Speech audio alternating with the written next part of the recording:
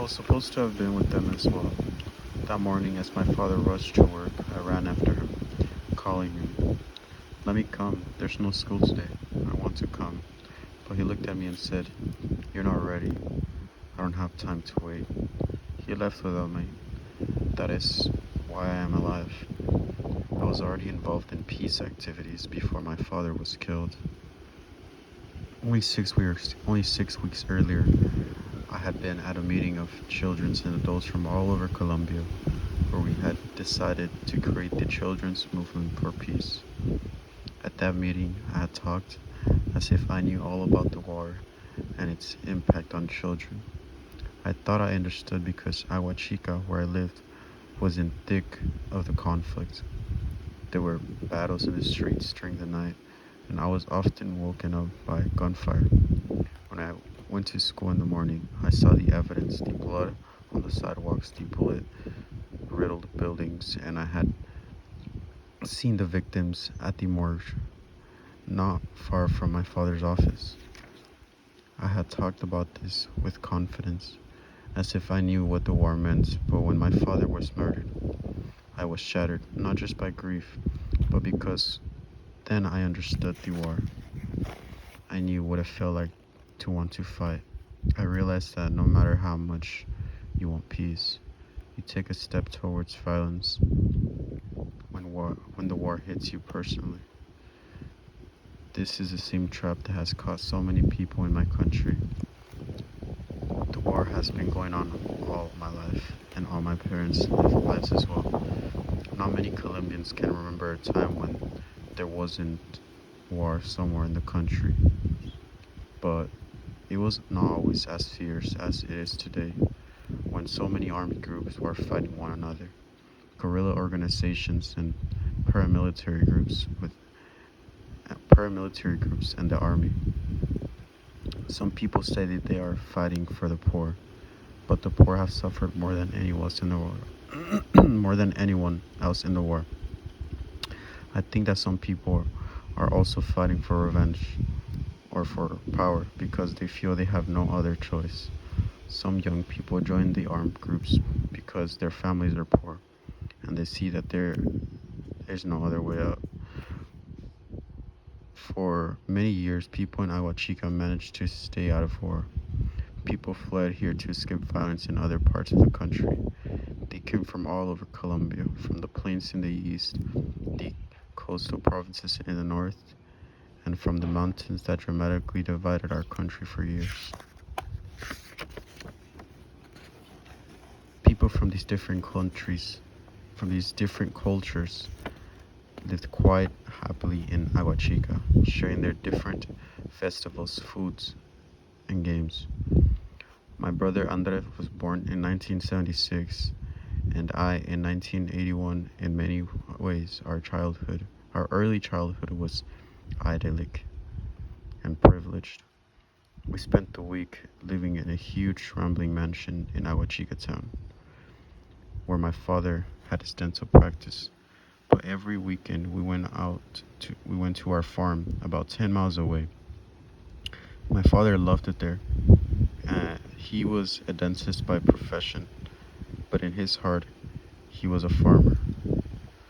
The farm covered 31 acres and had two rivers running through it, one close behind the house, the other about half a mile away. The land was rich and fertile. We grew tomatoes, plantain, papaya, oranges, avocados, and the other fruits in such abundance that we gave most of the harvest away. My father loved horses, and from dawn to dusk he would be out riding or working with Ugo, the horse trainer. As a child, I was quite ill with hepatitis, and my parents were always protective of me. But Andres was tough and extroverted. He had a passion for survival games. We raided the garden for bananas, sneaked oil from the kitchen, and cooked the bananas Indian style over burning rocks. We made bows and arrows and hunted pigeons that we plucked and roasted ourselves. Sometimes we played barefoot soccer in the street, or cops and robbers, and gorillas and soldiers. On hot days, we plunged into the huge tank we used for washing clothes, along with the dogs, some toads, and all of our friends. In 1989, my aunt moved into our house with our four children. With her four children, Lush was the oldest cousin and my mother's goddaughter. They were always very close, more like mother and daughter. Even with so many people living there, the house in Aguachica never felt crowded. It was so enormous that there were still rooms we hardly used. The living room was so big we sometimes pushed back all the furniture to play indoor soccer. Living as we do now, in a very cramped apartment, and often afraid of what will happen next, the size of the house seems incredible to me. So does the freedom of the life we have then. For me, becoming aware of the war was the same as growing up.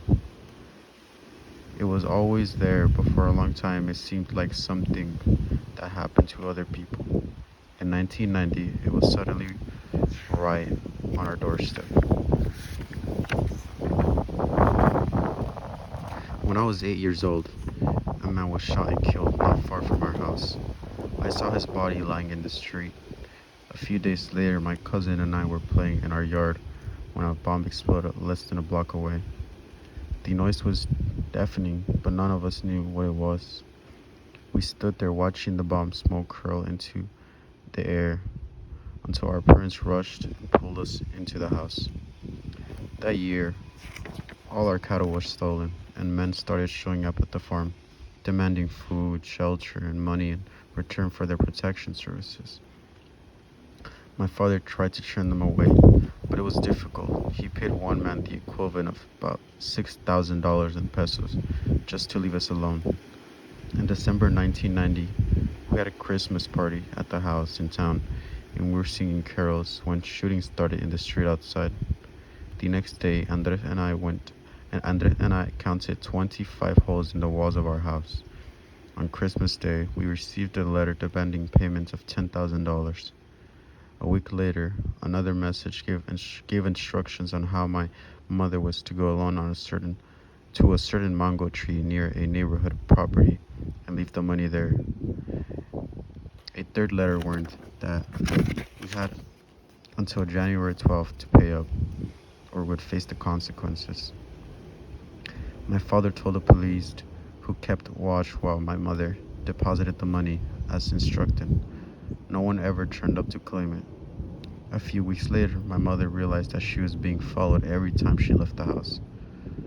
Then her brother, who also lived in Aguachica, received an anonymous call warning that my mother should be very careful. Finally, someone telephoned our house, threatening to kidnap me. The caller even gave the name of the school I was attending, the Francisco Jose de Caldas School, a small private school in a middle-class neighborhood of Aguachica. My mother, my mother rushed to the school, grabbed me and my brother, and brought us home.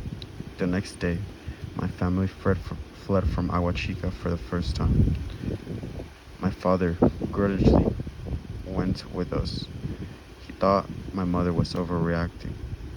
Yet within a week, another dentist from Aguachica, Oswaldo Pájaro, was shot dead on an isolated dirt road near the town. We never knew who had been targeting us or why. We could guess that it was because our land was fertile and someone else wanted it, or because someone didn't like my father's ideas. But we didn't really know why. Most families displaced by the war are desperately poor and have nowhere to go. They move into camps or into overcrowded rooms on the edge of large towns and cities. In those days, my family was lucky since we still had money. We moved into a large rented house in the pretty neighborhood of San Alonso, Bucaramanga, about 80 miles from Aguachica. I didn't mind Bucaramanga, but my father never liked it. He was an important man in Aguachica, but Bucaramanga had more than 400,000 people, and was lost. He said it was very easy. It was easy for young people to adapt and to start over, but it was too late for him. He tried to establish a new dental practice, but it never went well. Soon, he was spending 4 days a week working in Aguachica. In November 1994, after 2 years away, we went back